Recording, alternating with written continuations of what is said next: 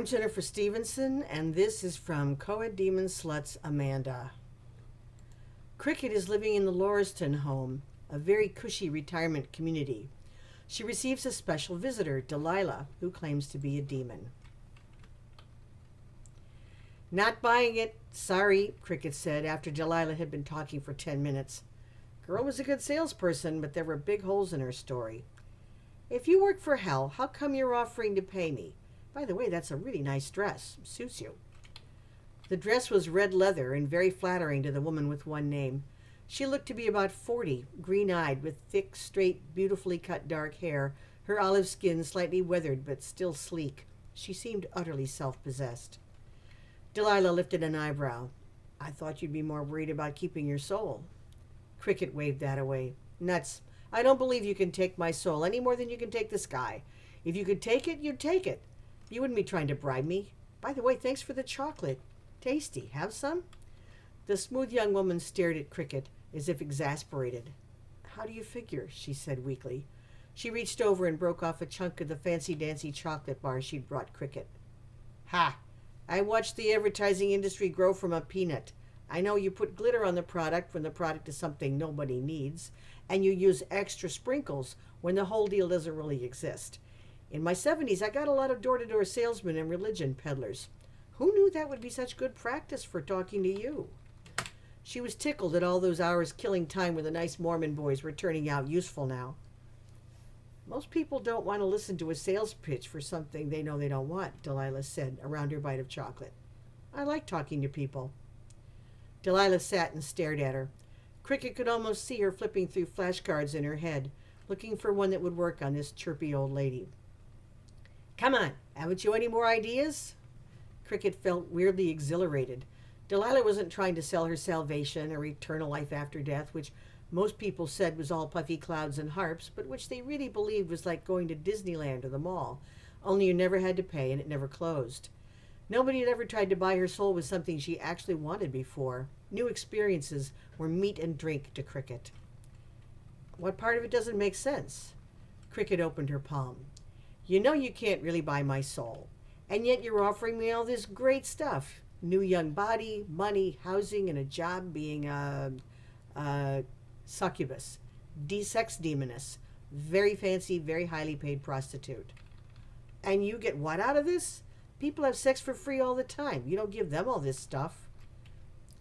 It's field work, Delilah said. The regional office knows you have to pay women to have sex. We have 1,300 demon desk workers for every demon field operative. Attrition in the field is crushing, and frankly, we don't have the customer base we used to have. You're saying nobody believes in hell anymore. Cricket was delighted. She hadn't had a conversation this crazy since before Seymour Leskin went on those pills. Delilah shrugged. Not really. Tell me about attrition in the field. There's hardly anyone left in the lust division. We're especially low on succubi, female sex demons. That's the second circle of hell if you're Catholic. Do I look like a shiksa? Male sex demons hang around for centuries. They love their jobs. For some reason, the women won't stay. Second circle is only a way station for them.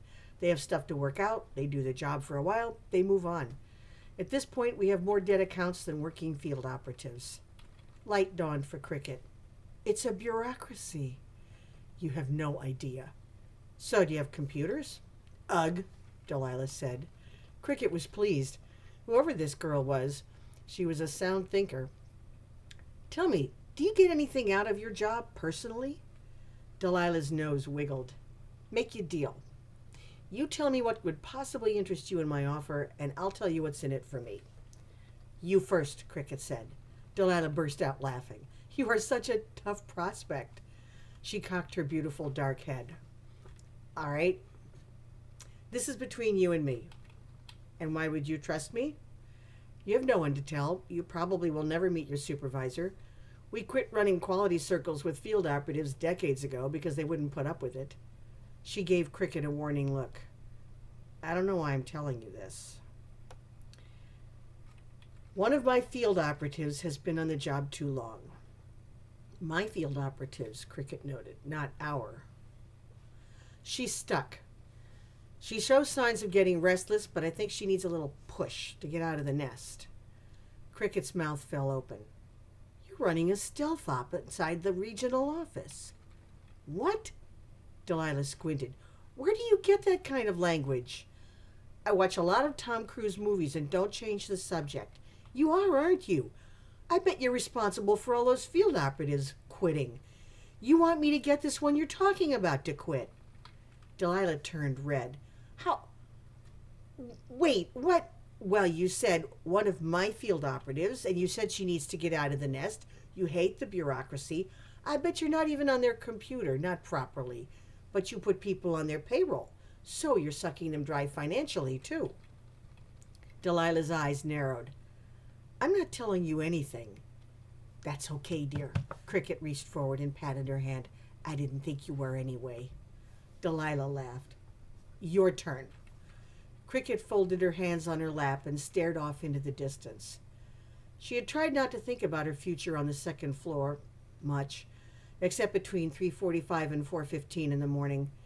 But when she did, it was always in terms of her physical capability, mobility, autonomy, agility. She was so accustomed to being grateful to be alive that Delilah's $1 million offer had completely surprised her, in spite of her ridiculously long bucket list. This was a whole new kind of list. Well, she said, staring through the north lounge wall at the world full of things that she would never, let's admit it, Cricket, ever do.